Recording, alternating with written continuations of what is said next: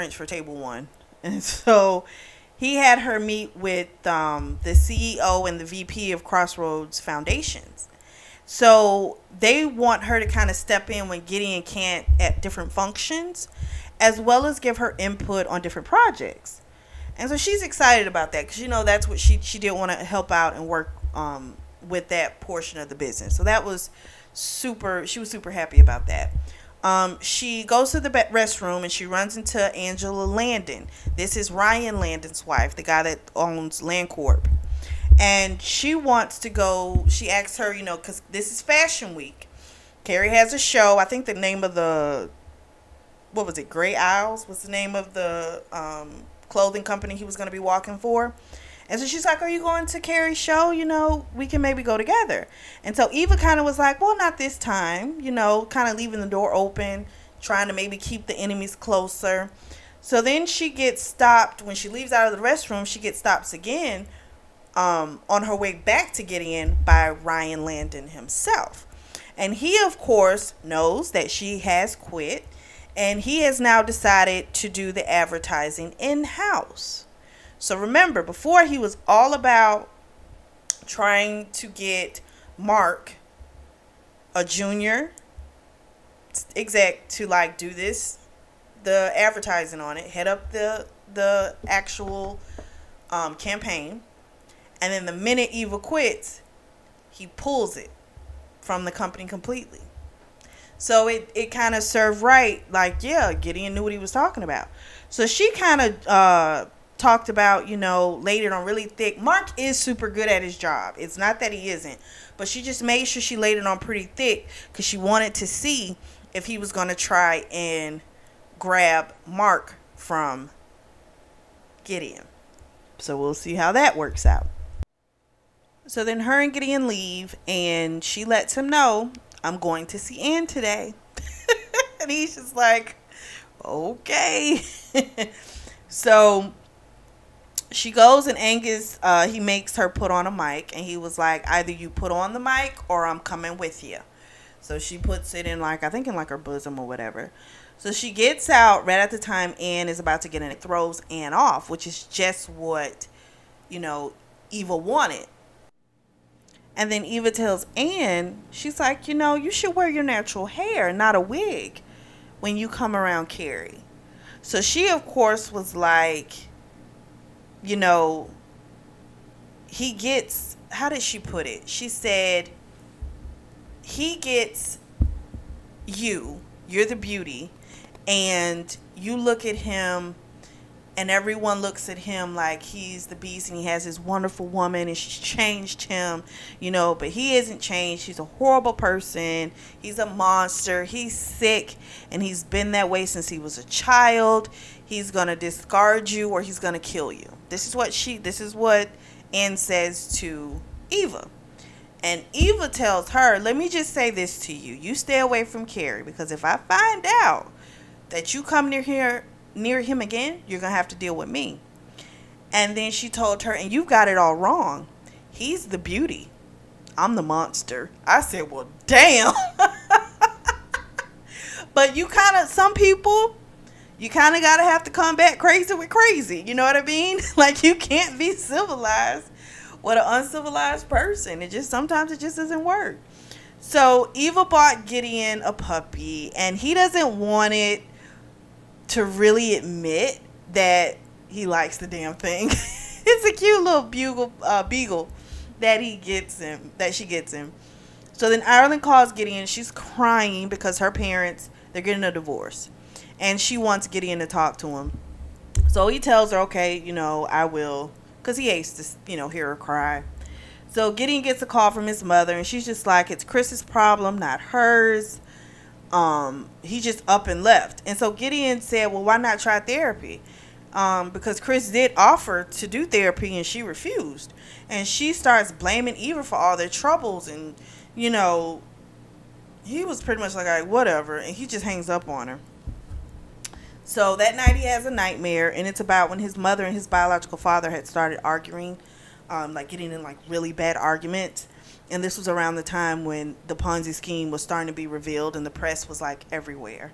And so the dream took him from a child and then to an adult. And so when he woke up, the puppy was like trying to get on the bed. And he called Eva. He actually told her what happened, told her about the dream. And she, she's like, do you want me to come over? And he's like, yeah, I'll come and get you. So he went and got her, brought her over. And they just, they had an honest conversation. And it was actually a good night. So he goes to therapy because he has his individual and they have their couple therapy. So he goes to his individual therapy with Dr. Peterson. And he asked, how did the weekend go with the family? And he was honest. And he said it got really difficult. And when it did, he just focused more on Eva. And Dr. Peterson asked him, if he would ever buy Eva a puppy. Because he had told her about the puppy that, she had bought him. And he said no. And the doctor's like, see, that's the problem. Because you depend on her whole focus. And you won't have it any other way. And then he gets interrupted by Angus because the police are at Eva's place. Because Ann Lucas has filed harassment charges against her. So the police are there. Different cops from before. Not the same ones that Eva had from before. And Ann's filed harassment and an assault charge on Eva. And apparently also harassment charges on Gideon as well. So Gideon comes in with their lawyer, Arish. And because Eva had told Angus to get the lawyer, Arish, and not to tell Gideon. But Angus is going to tell Gideon. You can't really get around that. So the officers leave. And Arish tells them both, stay away from her. And that you should be fine because they do have proof. Because apparently there was video as well that Angus was capturing as well. That shows Ann was not assaulted. So they're going to get, they'll be able to get her on that whole filing a false police report. At least to make her drop the charges, So Eva asks Arash, to stay for dinner. They're getting along great. Gideon seems kind of pissed. So she tries to understand, like, why is he so upset? And basically it's because he can tell that she needs other people, whereas he doesn't. And she is basically his world. And it bothers him that he isn't enough. See, this is that bullshit. This is why you have to deal with your shit. This is precisely why. So again, it's not healthy. The dependency that he has on her is just not healthy. Because he feels like he wouldn't be able to make it if they didn't, work out. Whereas he feels like she would still be able to thrive. And that bothers him. But it's like, then that means you need to expand your fucking circle, Not get mad at her because she does enjoy people. And she does have people in her life that are actually decent folks. Like, that's not her fault. She come from a fucked up situation too. But she at least had more love and support than he did. He didn't really have that. So that's why he's kind of fucked up, So she tells him, a lifetime is not enough for me to be with you. Every day you amaze me. Every day, I'm learning something new from you. And she does this whole speech for him because he was just out of his fucking mind to me. So then she changes the subject a little bit. She tells him about this Tarzan and Jane fantasy that she has. And she was like, you know what, I give up. And they have to go and fuck. She's like, I can't wait. This shit ain't working. I didn't think I think they lasted like 10 days. Which is a long time in their world. It's long. But yeah, I didn't think she was going to make those whole 3 weeks. There's no way in hell. Nope. So Arnaldo called Gideon to tell him that they're taking him away to Rio for his bachelor party. And apparently Carrie and Shauna are planning to take Eva out of the country as well for her bachelorette party. Gideon flips out, calls Carrie, demands to know where they're taking her. Carrie says, I'm not telling you. And he was like, oh, yes, you will. So they go back and forth.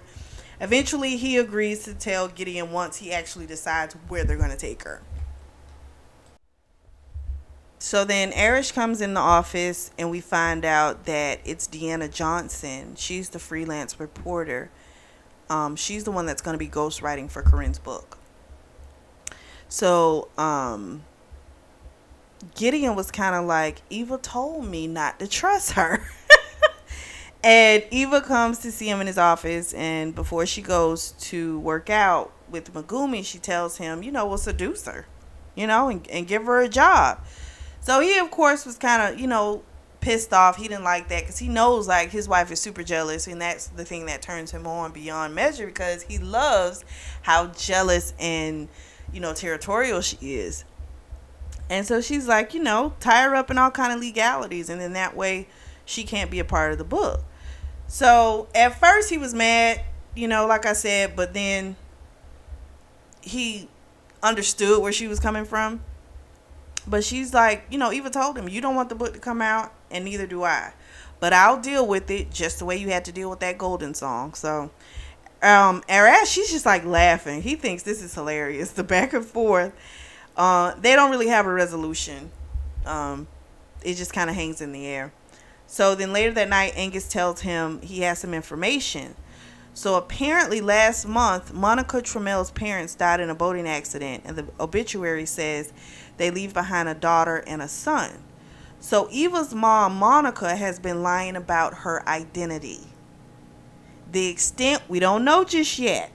And Gideon was just kind of like, how the hell did we miss this? And Angus was like, well, clearly Stanton knows something, because he would have caught this. He's going to do an extensive background check on someone he's going to marry.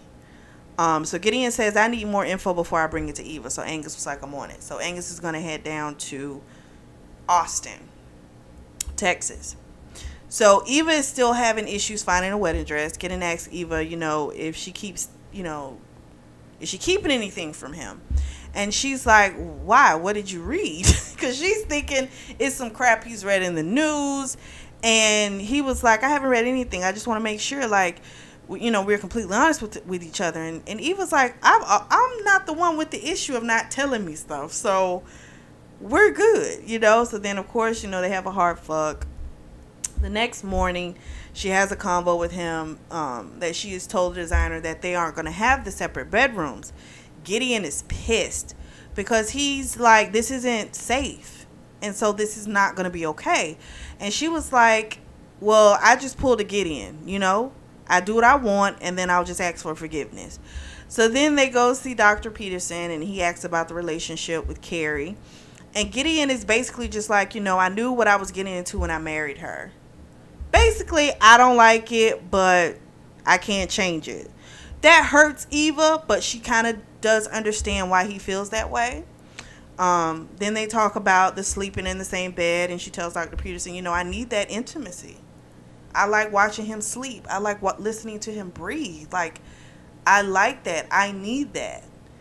And of course, it just makes Gideon feel bad because it's like he can't give it to her. And her thing is, they just need to try and work towards it. Don't just remove it. Don't just take it off the plate. Like, we can never have that, So Angus, he's going to Austin. He's going to do some digging into this Lauren Kitchery. And so Gideon goes to Rio. Eva goes to Ibiza. Gideon's going to try and decide, who's going to be his best man. Arash is his lawyer, knows everything about him. But, Arnaldo is his bestie. So he's going to take this trip to kind of maybe figure out, who's going to stand with him. So a photo comes out of Gideon with two women at the club, and he's terrified of what Eva will think. So, of course, he starts calling her, but she's not answering. So Eva's not answering because she's not with her phone because she's on the beach. She's enjoying herself. So her mother comes up to her, and she's like, Clancy needs to talk with you. They go upstairs. Her mother's like, there's pictures. So the first thought in Eva's head is like, oh my gosh, someone got a hold of those pictures that Nathan had of me, and that's what's on the internet. Oh my God, what is Gideon going to do when he sees it? The world, she's freaking out. So then they show her the picture of Gideon with two women at a club, and she can see like one of the women had like a really short skirt on, and his hand was like behind her, and he could tell, like, I guess she knew him because she knows what he does, like he's fingering her. And so she felt physically ill. She threw up.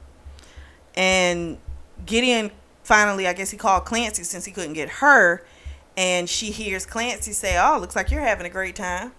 And so she took the phone from him, and he was like, Eva. And he was like, that pic wasn't from this trip. It's an old photo from before we were together. And she believed him.